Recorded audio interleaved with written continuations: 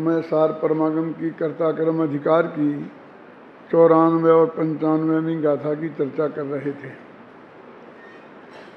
जो भी चर्चा अपन ने इतने दिनों में की और मूल गाथा में जो बात कही गई है, आचार्य अमृतचंद की टीका में जो बात कही गई है, गुरुदेव के प्रवचनों में जो बात आई है, उसका सार क्या है। देखिए, जो किताब जिसके पास है वो निकालें पेज नंबर 176 की सबसे नीची पंक्ति, 176 की सबसे नीचे की पंक्ति। और जिनके पास वो किताब नहीं है, ये किताब है, वो लोग इसका पेज नंबर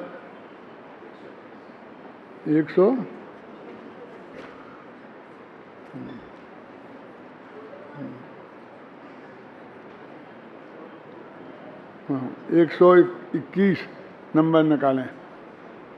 121 नंबर पर तीसरा पैरा।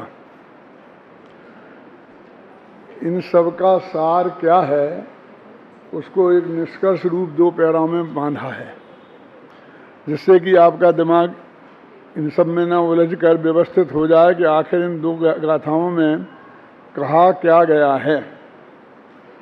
देखो, पर और निज में अवशेष दर्शन रूप मिथ्या दर्शन, अवशेष ज्ञान रूप मिथ्या ज्ञान और अवशेष रति रूप, रमणता रूप, लीनता रूप मिथ्या चारित्र, ये तीनों स्वीकार चैतन्य परिणाम हैं, आत्मा के ही विकारी परिणाम हैं। पर इनको ही यहाँ 3 प्रकार का उपयोग कहा गया है। हुआ था त्रिविधि है उपयोग। क्या क्या है? अविशेष दर्शन माने दोनों को एक सा मानना, निज और पर में अविशेष दर्शन माने दोनों को एक सा मानना, और अविशेष ज्ञान माने दोनों को एक साथ जानना, और अवशेष रति रूप, रमणता रूप, लीनता रूप मिथ्या चारित्र, अनंतानबंदी कसाय के उदय में होने वाला, ये तीनों का नाम स्वीकार चैतन्य परिणाम है। ये आत्मा के ही विकारी परिणाम हैं। यद्यपि ये तीनों आत्मा के श्रद्धा, ज्ञान और चारित्र गुणों के विकारी परिणमन हैं, तथापि इन्हें सामान्य रूप से अज्ञान नाम से ही अभिहित किया जाता है। अब देखो, यहाँ बार बार यहाँ पर अज्ञान शब्द बोलेंगे और उसका अर्थ समझना है निज पर में अविशेष दर्शन, निज पर में अविशेष ज्ञान और निज पर में अविशेष दर्शन ज्ञान पूर्वक रति रूप आचरण। इतना अर्थ करना पड़ेगा। ये अर्थ है यहाँ पर अज्ञान का।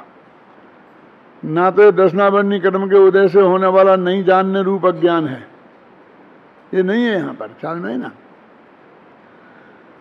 अभिहित किया जाता है। इन्हीं परिणामों को 93वीं गाथा में पीछे बिल्कुल एक ही गाथा पीछे 94 95वीं है ना, पुद्गल का परिणाम कहा था, और यहाँ इन्हें स्वीकार चैतन्य परिणाम कहा जा रहा है। अब हमको एक गाथा पीछे का भी याद नहीं रहता है कि वहाँ क्या कहा था, और हमारे चित्त में ये प्रश्न ही खड़ा नहीं होता कि 1 मिनट में ये कह रहे हो, 1 मिनट में ये कह रहे हैं। और यहाँ ये बताया जा रहा है कि देखो कैसी विभिन्न अपेक्षाओं से विभिन्न स्थानों पर विभिन्न प्रकार के कथन कैसे मिलते हैं। अब हम झगड़ना चाहें, एक दूसरे की बात पे काटने को उतारू हो जाएं, तो बस हम 53वीं 93वीं गाथा पढ़ेंगे, तब 94वीं 95वीं पेश कर देना। जब 94 95वीं पढ़ेंगे तो 93वीं पेश कर देना, और कहेंगे लिखा तो ये है और बोलते ऐसा। इसलिए मैं कहता हूँ कभी कभी कि स्यादबाद रूप जनवाणी में तत्व समझने की जो सामर्थ्य है वो तो अद्भुत है, लेकिन लड़ने वालों को सामग्री भी कम नहीं है। जिंदगी भर लड़ते रह सकते हैं।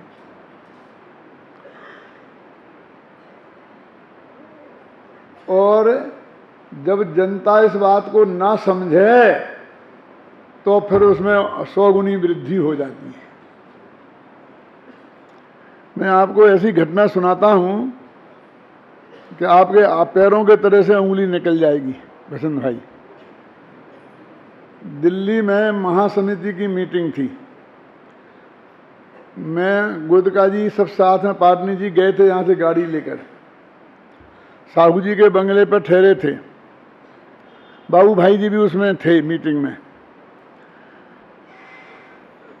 मतलब साहू जी ने हम लोगों को इतना सम्मान दिया था कि हमारी गाड़ी में उनने कब पेट्रोल भरवा दिया हमको पता ही नहीं चला। हम जब पेट्रोल पंप पे गए तो टंकी हमें फुल मिली।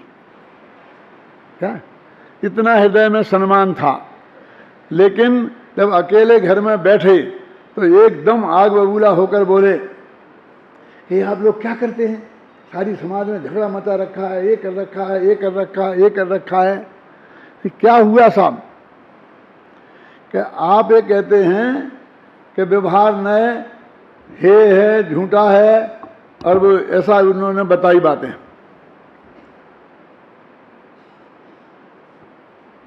लेकिन मुझे तो लाल बहादुर शास्त्री ने बताया, लाल बहादुर शास्त्री में जैन समाज के प्रधानमंत्री वाले नहीं, कि व्यवहार ने दो तरह का होता है। क्या व्यवहार ने दो तरह का होता है, एक सद्भूत एक असद्भूत। अरे एक सच्चा और एक झूठा। तो तुम असद्भूत व्यवहार की बात ही हमको बताते हो और सद्भूत व्यवहार की बात आज तक बताई ही नहीं। इतने गुस्सा इतना बोलते रहे। अब पाटनी जी बैठ भौचक के, गोदका जी भौचक के, मैं भी सोच रहा हूँ क्या करें। समझते तो कुछ थे नहीं। उनके दिमाग में जम गई कि हमको धोखे में रखा गया और ये बताया गया और ऐसा हो गया, ऐसा हो गया। मैंने सोचा भी कैसे समझाएं इनको, क्योंकि ये ज़्यादा लंबा चौड़ा प्रवचन तो सुनने वाले हैं नहीं। तो मुझे एक तरकीब याद आई जो मैंने अपने पिताजी से सीखी थी। मैंने कहा, साहब आपको बहुत धोखे में रखा गया है। व्यवहार दो नहीं 4 प्रकार का होता है। ऐसी बात है। और मैंने कहा उपचय तो सद्भूत, अनुचय तो सद्भूत, तो चारों बताए, उनके लक्षण बताए, भेद बताए। वही तो क्या मेरी समझ में नहीं आता है, ये ऐसा करते, वो ऐसा करते, ऐसा करते। मैं तो अभी मेरी आंखें खुली तो उनकी आंखें फिर खुल गई।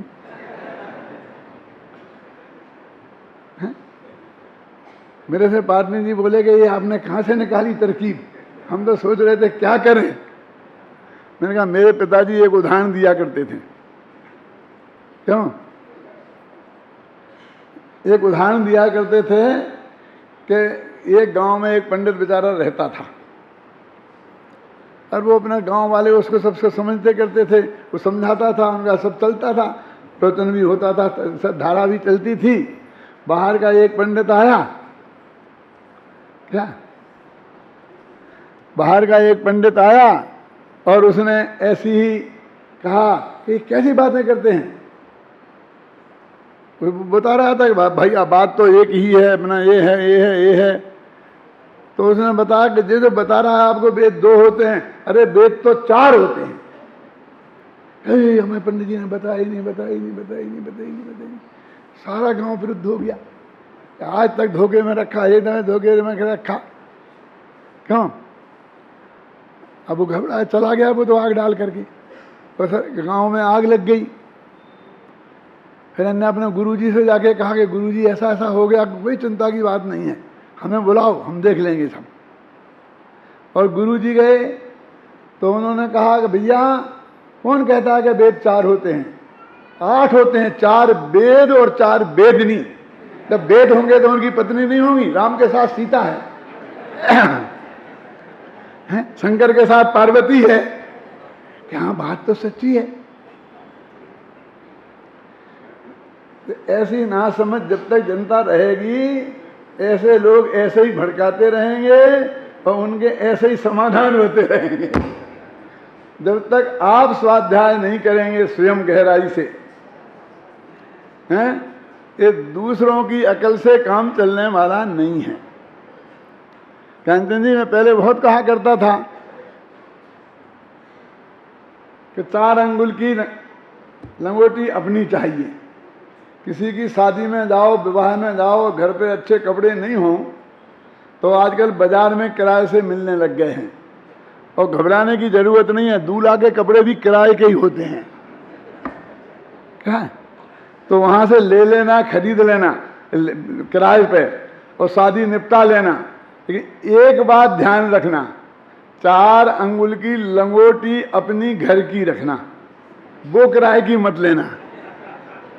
कहीं किराए वाले ने वे छीन लिए सबके सामने तो तेरी लंगोटी तेरी इज्जत बचा देगी, नहीं तो वो इज्जत चली जाएगी। ऐसे ही सबकी सुनना, लेकिन 4 अंगुल की अकल लंगोटी अपनी अवश्य रखना, तो ही तुम वस्तु के स्वरूप को प्राप्त कर सकोगे, और अन्यथा इस चक्कर में ही घूमते रहोगे। ख्याल में आए ना? देखो क्या है, एक गाथा पहले पुद्गल का कहा था और एक गाथा वाले बात जीव का कह रहे हैं। अब उसमें एक ही उपाय है, अपेक्षा समझ लो, बस इतनी सी बात है। अब वही आचार्य और वही टीकाकार और वही स्वामी जी प्रवचनकार, क्यों? अब क्या करें, उसमें ही ऐसा है तो हम क्या करें? कोई क्या करेगा? हम तो, कोई भी विद्वान वक्ता तो इसी का तो अर्थ बताएगा ना। देखो, भाव भावक संबंध वाले क्रोधादि भावों, देखो, और गेय गायक को प्राप्ति धर्मादि द्रव्यों को अपने आत्मा से भिन्न न जानकर, जब यह आत्मा में क्रोध हूं, मैं मान हूं आदि सविकार चैतन्य परिणाम रूप, और मैं आकाश हूं, काल हूं आदि सोपाधि परिणामों रूप परिणमित होता है, तब वह अपने इन सविकार चैतन्य परिणामों का और सोपाधिक चैतन्य परिणामों का कर्ता भोक्ता होता है। क्योंकि उक्त सविकार चैतन्य परिणाम और सोपाधिक चैतन्य परिणामों का एक नाम अज्ञान है। इस कारण यह कहा जाता है कि अज्ञान भाव रूप से परिणमित आत्मा अर्थात अज्ञानी आत्मा अज्ञान भाव का कर्ता भोक्ता है। ये अपेक्षा है। ख्याल में आए ना? यद्यपि धर्मादि गेय भावों और क्रोधादि भावक भावों से निज भगवान आत्मा भिन्न है, तथापि निज आत्मा और इन भावों के बीच भेद ज्ञान न होने से यह आत्मा मैं धर्मादि द्रव्य रूप हूँ और मैं क्रोधादि भावों रूप हूँ, इस प्रकार के विकल्पों रूप परिणमित होता हुआ, ये विकल्प रूप परिणमित होता हुआ आत्मा इसी प्रकार के सिद्धांत रूप परिणमित होता है, इसी प्रकार के ज्ञान रूप परिणमित होता है और इसी प्रकार के आचरण रूप परिणमित होता है, और इसे ही अज्ञान रूप परिणमित होना कहा जाता है। इसका नाम है अज्ञान रूप परिणमित होना। इसमें कोई क्रिया मिरिया बाहर की कुछ भी नहीं आई। श्रद्धा में ऐसा जो माना और वो जाना, यही परिणमन, और इसके अनुसार बाहर में क्रिया हुई नहीं। वो जो वीतराग भाव विद्यमान है और जो राग भाव विद्यमान है, उस स्थिति की बात है। इस प्रकार परिणमित अज्ञानी आत्मा इस परिणमन का कर्ता होता है और यह परिणमन उस अज्ञानी आत्मा का कर्म होता है। देखो, समय सार की गाथा में धन्य कुमार जी अज्ञान भाव का कर्ता आत्मा को कहा है कि नहीं, कि ये प्रवचन सार की बात है। एक वाक्य से हम सारे खत्म कर देते हैं खेल। ये तो प्रवचन सार की बात है, ये समय सार की बात है कि मूल में निकाल लो, आप देख लो अच्छी तरीके से, आगे पीछे से चाहे जितना। उक्त दोनों गाथाओं और उनकी टीका में मात्र यही कहा गया है। ये इन सब का निष्कर्ष निकाल के रखा। इससे आपको पूरी गाथा का भाव ख्याल में आएगा। अमेरिका में एक डॉक्टर हैं, डॉक्टर महावीर कुमार जैन, महाराष्ट्रियन हैं, और वो आजकल बहुत स्वाध्याय कर रहे हैं। उनने 2100 समय सार और 2100 छेड़ाला के सार अमेरिका में बुलाकर 700 बंडल 5-5 किलो के यहाँ से गए थे और सारे अमेरिका में पहुँचाए। और ये बहुत गहराई से इनका स्वाध्याय खुद करते हैं। तो मेरे को एक ही कहते हैं कि मैं तो आपका अंत में जो आप वो तात्पर्य लिखता है वो सबसे पहले पढ़ता हूँ, और फिर मैं गाथा टीका और सब पढ़ता हूँ तो मेरी समझ में आ जाता है। मैं कहता हूँ पहले भी पढ़ना उनसे और फिर बाद में भी पढ़ना, क्योंकि वो पूरा जितना तर्क वितर्क होगा वो हरेक को याद रहना जरूरी नहीं है, रह नहीं सकते हैं। वो निष्कर्ष रहना उसके दिमाग में जरूरी है। जैसे न्यायाधीश जब कोई मुकदमा सुनते हैं तो कभी कभी 700 पेज की फाइलें बन जाती हैं, और वे पढ़कर एक एक पॉइंट, एक एक तर्क पर विचार विमर्श करके उसके बारे में अपनी सहमति उस फैसले में लिखते हैं, और कभी कभी वो फैसले भी सैकड़ों पेज के हो जाते हैं। आपने सुना होगा कि ये नक्की हो गया है कि ये अपराधी हैं, और अब फैसला 1 महीने बाद सुनाया जाएगा। 1 महीने बाद क्या को 1 महीना चाहिए? जब नक्की हो गया अपराधी है तो सुना दो, झगड़ा खत्म। क्यों कि अभी उन्हें वो फैसला लिखना बाकी है। एक एक तर्क को युक्ति के साथ निर्णय पे तो पहुंच गए वे, समझिए ना। उनका जवाब देते देते फिर अंत में वो 4-6 लाइनें लिखते हैं कि इसके आधार पर मैं निर्णय देता हूं कि इसको 10 साल की सजा और 2 लाख का जुर्माना किया जाता है, और 2 लाख का जुर्माना नहीं देवे तो 2 साल की सजा और लगेगी, और ये चाहे तो 2 महीना के भीतर सुप्रीम कोर्ट में कि हाई कोर्ट में जाकर इसमें अपील कर सकता है, और नहीं गया तो फिर ये भोगना पड़ेगा। तो ये ऐसा है, बस समझिए ना, जो उसमें मंथन हुआ है। तो वास्तव में जिसके विरुद्ध सजा सुनाई गई है अथवा जिसने न्याय मांगा था उसको तो इससे ही प्रयोजन है। वो बाकी के तर्क वितर्क उसकी समझ में कुछ नहीं आएंगे, वे वकील जाने और वो मजिस्ट्रेट जाने, ख्याल में नहीं ना। तो आप जो साधारण मुमुक्षु भाई हैं उनको तो ये निष्कर्ष जानना बहुत जरूरी है, और इसलिए इस दृष्टि से ही इसकी उपयोगिता है। ख्याल में आई ना कि अभी क्या चीज इसमें कही गई है। देखो अभी मैं आपको इसी गाथा के आधार पर एक बात कहता हूं बहुत मार्मिक। धर्मादि द्रव्य, जिसमें सिद्ध भगवान भी हैं, कल अपन ने कहा था ना, और ये भी बताया था कि ज्ञेय में और नो कर्म में क्या फर्क है। नो कर्म में खासकर कि पुण्य पाप के उदय से जो संयोग और संयोगी भाव हमें प्राप्त हुए हैं उन्हें भाव कर्म और नो कर्म कहते हैं। घातिया कर्म के उदय से जो संयोगी भाव मिले हैं वे भाव कर्म, और अघातिया कर्मों के उदय से जो संयोग मिले हैं वे नो कर्म, और द्रव्य कर्म तो ज्ञानावरणादि हैं। और ये जो इनसे हमारा कोई संबंध नहीं है, हमारे पुण्य पाप से हमें नहीं मिले वो, यानी पुण्य पाप से मिले हों तो किसी नए से कह सकते हैं ना जो हमारे हैं। कि पुण्य के उदय से हमें एक मकान मिला है और मान लीजिए उसके हमारा अधिकार है, तो एक किसी व्यवहार नए से हमारे हैं, ये तो हम कह सकते हैं ना। लेकिन ये धर्म द्रव्य अधर्म द्रव्य हमें किसी काय से मिले? हमारे हम तो सिद्ध को भी कह सकते हैं हमारे पुण्य के उदय से मिला, अब भाग्य में रहो उदय आयो, क्यों है? कह सकते हैं। लेकिन धर्म द्रव्य को कैसे कहेंगे, अधर्म द्रव्य को कैसे कहेंगे? ये तो हमें पुण्य पाप के उदय से नहीं मिले, और फिर भी निमित्त तो है ना ये। क्या हमारे परिणमन में काय द्रव्य निमित्त है? तो निमित्त तो वे भी हैं जिनका हमारा कहीं दूर का भी रिश्ता नहीं है। क्या? और ये 6 द्रव्यों को जानना ये भगवान आत्मा का स्वभाव है, क्योंकि सिद्ध दशा में जो पर्याय प्रकट हैं वे सब स्वभाव पर्याय हैं। क्या? यदि कि कोई ये विकृति होती राग आदि जैसी तो ये सिद्ध सदा दिशा में नहीं रहती। माने वो जो किसी कर्म के उदय से होता है, कर्म के उच्छय क्षयोपम उपशम से होता है, वो नैमित्तिक भाव है।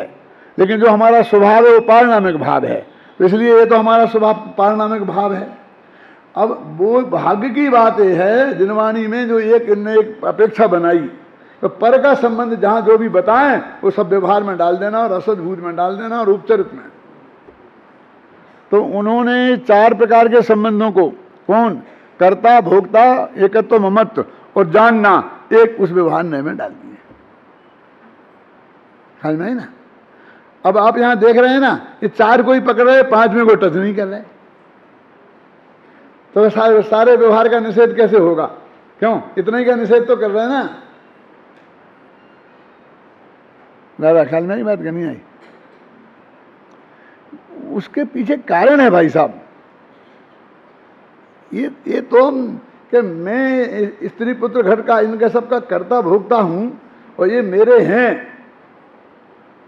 इतना उदय मात्र होने से ये तो किसी नए की अपेक्षा ये बात है, लेकिन वो बात किसी उदय बुदय से नहीं है, ऐसी अपेक्षा नहीं है। वो तो सिर्फ पर है ना, और पराश्रित व्यवहारा, और जिस न्याय से उन्होंने और तन्मय हो के नहीं जानता जो न्याय बताया उससे उन्होंने कर दिया। अब मैं आपसे जानता हूं कि इनका कर्ता भोक्ता बनना और इनका स्वामी बनना, इनमें एकत्व करना, ये मिथ्यात्व है। ऐसा सबको जानना ये मिथ्यात्व है क्या?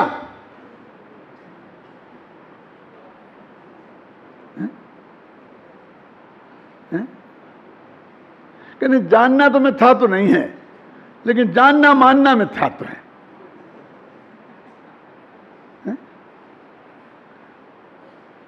तो सिद्ध भगवान ऐसे नहीं मानते होंगे, क्यों? कहना मिथ्यात्व है। तो अनंत भगवान की दिव्य धुनी में नहीं आया होगा ये कि भैया द्रव्य 6 होते हैं, कि तुम कैसे कह सकते हो, क्योंकि मैंने जाने हैं कि वो तो व्यवहार है, व्यवहार से जाना तो असत्यार्थ होता है। ऐसा नहीं चलता है। शायद कल परसों मैंने बताया था कि वो किसी कर्म के उदय के कार्य नहीं है। ये जो 4 चीजें हैं, एकत्व, ममत्व, कर्तृत्व, भोक्तृत्व, ये मिथ्यात्व कर्म के उदय के परिणाम हैं। इनमें सब में मिथ्यात्व कर्म का उदय का परिणाम है, और पर का जानने रूप क्रिया किसी कर्म के उदय का परिणाम नहीं है। और लगाओ कदाचित पर्याय में, तो क्षयक भाव है, तो क्षय का, कर्म के क्षय का परिणाम है, कर्म के क्षयोपशम का परिणाम है। लेकिन सभी धान 12 पसेरी नहीं तोले जा सकते, आचार्य देव ने भी तोले नहीं हैं। और मेरा ये कहना बहुत न्यायपूर्वक है कि भैया ठीक है, जहां वो बात आई है मैं उसका निषेध नहीं करता, वो भी 100% सच्ची है, और जब वो गाथा आएगी तब मैं वो ही प्रतिपादन करूंगा। लेकिन जब ये गाथा चल रही है और इसमें बहुत स्पष्ट लिखा है, तब वो बात कहां आती है? तब ये तर्क दिया जाता है कि नहीं, वो बात जब हम कहेंगे तो तब ये बात के बताने से वो बात ढीली पड़ जाती है। मुझे भी ये तर्क स्वीकार है। मैं कहता हूं कि ये जब प्रकरण चल रहा है तो यहां वो बात बताने से ये बात ढीली पड़ जाएगी। ये भी तो ढीली नहीं पड़नी चाहिए। वो तर्क तो दोनों में एक साथ लगेगा कि नहीं? क्या मोदी, दोनों में एक साथ लगेगा कि नहीं? कि जहां जहां जो योग्य छे तहां समझ वो ते, है ना? तो ये कहते सविकार चैतन्य परिणाम और सोपाधिक चैतन्य परिणाम। अब देखना, सोपाधिक चैतन्य परिणाम और सविकार चैतन्य परिणाम के बारे में जो आगे की गाथा में बहुत मार्मिक बात कही है, तो अपन वो गाथा ही पढ़ते हैं और उससे अपन को ख्याल में आएगी। देखो आप पढ़ते हैं, एवं पराणि दब्बाणि अप्ययम कुणदि मद बुद्धियो अप्पाणम अभिपरम करोदि अप्पाण भावेने। इस तरह यह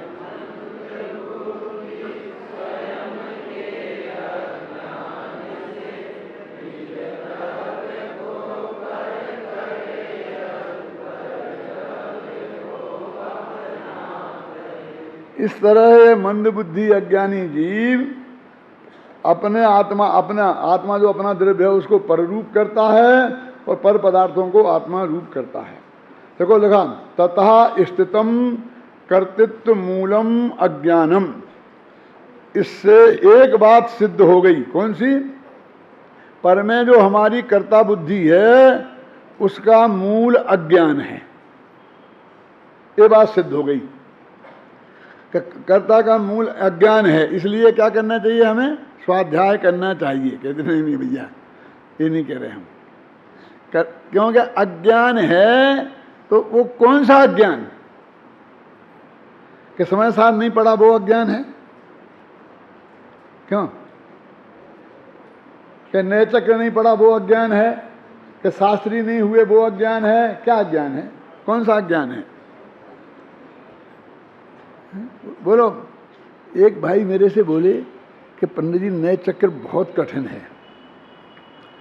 यद्यपि संजीव गोधा बहुत अच्छा समझाते हैं, लेकिन इसको नहीं पढ़ें तो सम्मा दर्शन हो सकता है कि नहीं? कैसी बात करते हो? गारंटी से हो जाए, बिल्कुल गारंटी से हो जाएगा, बिल्कुल इसके पढ़े बिना सम्मा दर्शन हो जाएगा। क्या हमको बहुत राहत मिल गई, हम तो बहुत माथा भारी हो गया था। मैं इधर आओ, इधर आओ बेटा, समय सार को नहीं पढ़ें तो सम्मा दर्शन हो सकता है कि नहीं? क्यों? नहीं नहीं नहीं, वो तो बहुत जरूर, उसके बिना तो नहीं हो सकता, नहीं हो सकता, नहीं हो सकता ना। तो मैंने कहा कुंद को सम्मा दर्शन था कि नहीं था? गौतम स्वामी को था कि नहीं था? सुधर्म स्वामी को था कि नहीं था? क्यों? कि जब तो समय था तो था ही।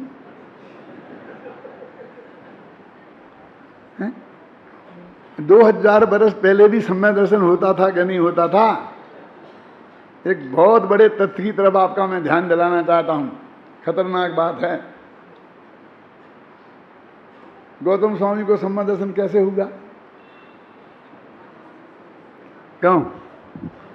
सोचना जरा, सोचना माने जवाब नहीं देना है, सोच नहीं अकेला, थोड़ा समय देता हूं कि जिसमें आप सोचें। हैं? उनके सम्मा दर्शन का निमित्त कौन था? इसमें ये भी कोई कहने की बात है? क्यों? भगवान महावीर, उनकी वाणी। अरे भैया, जब उन्हें सम्मा दर्शन हुआ तब तक तो महावीर की वाणी खिली ही नहीं थी।